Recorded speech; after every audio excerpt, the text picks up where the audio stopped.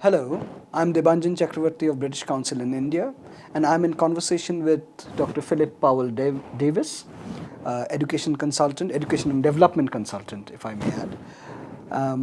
Thank you, Philip, for giving us the time. Philip, you've been associated with the organizing committee of this conference. What benefit do you think a conference like this brings to the people who attend the conference? I think one of the really important things about the conference is the way in which it's opening up opportunities for young researchers and young scholars who may not have participated in such a large-scale event in the past.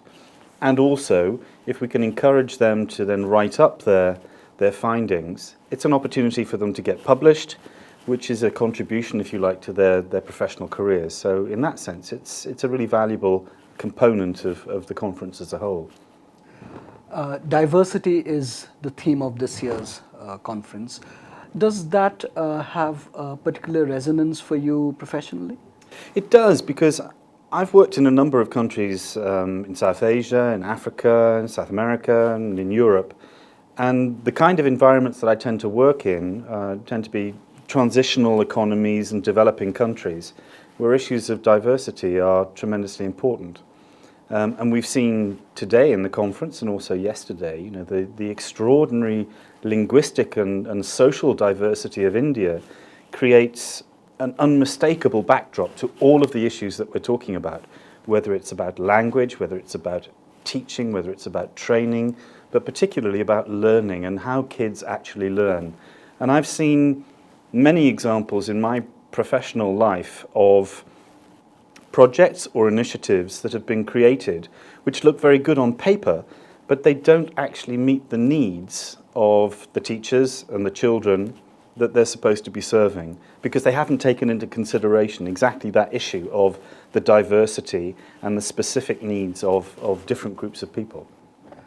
You have been involved in selecting the papers that were presented at this conference. Can you tell us a little bit about the procedure of selecting the papers?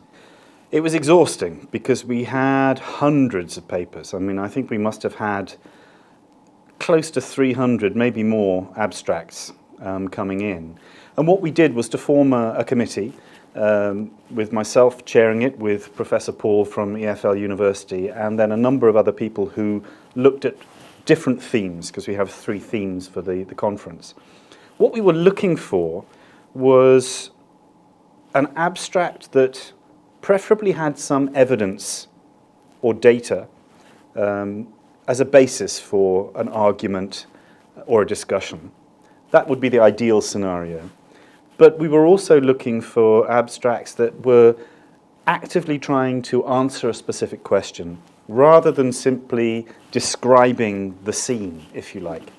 And so those abstracts that were good at outlining questions and using data to inform an argument were the ones that tended to survive a very rigorous process. It was a blind vetting process, so we didn't know where these abstracts had come from, who had written them. We felt that was very important.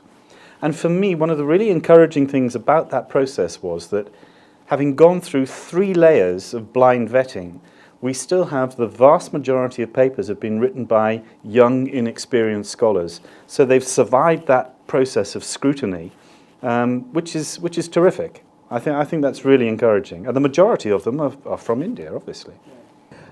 Was there a bit of a tension in this blind voting process and the theme of diversity? That's an interesting question, actually. I mean, actually, no. And similarly, there wasn't any tension between all of us who were looking at these abstracts and making decisions about them, because, of course, we had to rate them and collate our scores. Actually, no, there was quite a lot of unanimity. And, of course, there was nothing we could do about the diversity thing anyway, because we didn't know if it was from a male or a female, whether it was Muslim, Christian, Hindu, whether it was a 65-year-old eminent academic or someone who just finished their B.Ed degree or something. Right, yeah. What were the particular challenges of this particular conference? In terms of the content or In terms of the content, in terms of the organization as well, because you've been involved in running the show to a extent. Well, it's been a huge team effort between largely the British Council and EFL University. A huge number of people have been involved in various different ways, some behind the scenes, some in front of the camera, if you like. So coordinating all of that has been a challenge. I think in terms of the content and the different themes of the conference, we've tried to be as inclusive as possible. But of course, when you've got 1,300 delegates, you hope you can please most people most of the time, but you can never please everyone all of the time. But we've tried to cover as many of the different possible avenues as possible.